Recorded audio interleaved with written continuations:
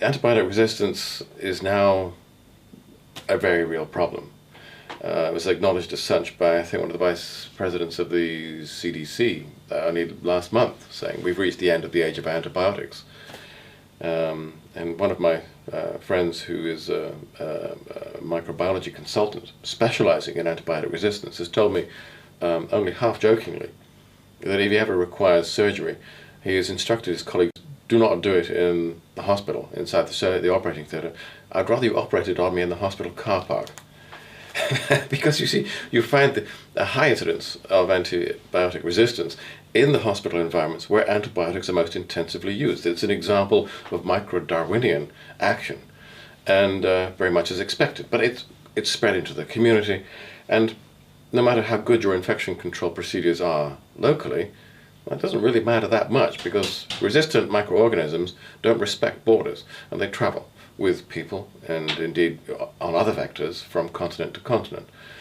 In addition to that, you've got the problems of increasing numbers of zoonotic infections. These are typically viral infections making the jump from animal species into the human population. And we're seeing more and more of those due to increasing urbanization and other factors like that. So yes, we are becoming more vulnerable. We are going back to the dark days where if you were to prick your finger on a rose thorn and develop septicemia, sorry mate, we can't do anything for you. That's the point we're getting to. This is not an exaggeration. As the professor of medical microbiology at Cardiff University said, in some parts of the world we've already run out of antibiotics. There's nothing left. And unfortunately, there's nothing in the pipeline either.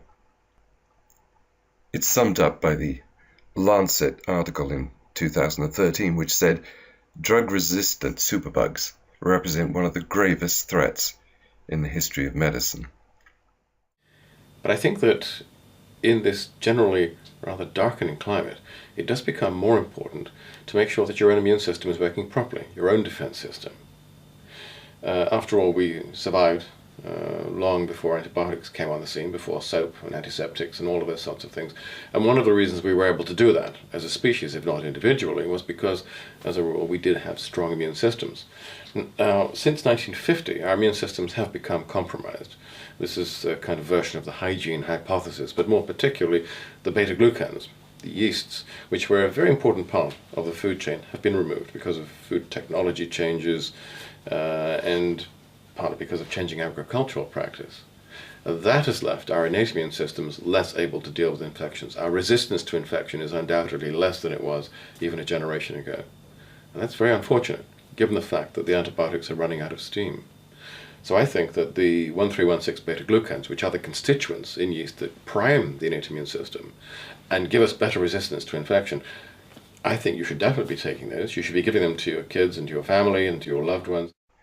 Fortunately, Dr. Clayton has indicated what we can do. You see, these 1316 beta-glucans are what are called biological response modifiers because of their ability to activate the immune system. And as the European Journal of Nutrition said recently, after a double-blind placebo-controlled study, which is, if you like, the gold standard, 1316 beta-glucan helps prevent colds, improves symptoms, and increases the body's potential to defend against invading pathogens, in other words, viruses, bacteria, and indeed cells that go out of control. Now, Immunoshield contains Wellmune WGP, which is the most clinically tested form of these 1316 beta-glucans. In fact, something like $300 million worth of research has been put behind it. Essentially what this ingredient does is increase the number and activity level of neutrophils, which are the immune system's frontline killer cells. In other words, they recognize invaders and indeed abnormal cells and move to kill those threats. Indeed, very simply, this is how it works. Once swallowed, Wellmune WGP is taken up into the body through specialized immune tissue in the small intestines.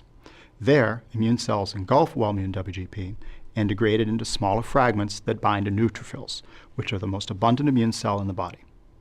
In fact, neutrophils account for 60 to 70% of all white blood cells.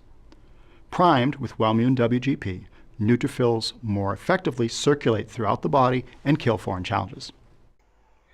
The key point is that these 1316 beta-glucans, particularly the ones in ImmunoShield, are completely safe for daily family use.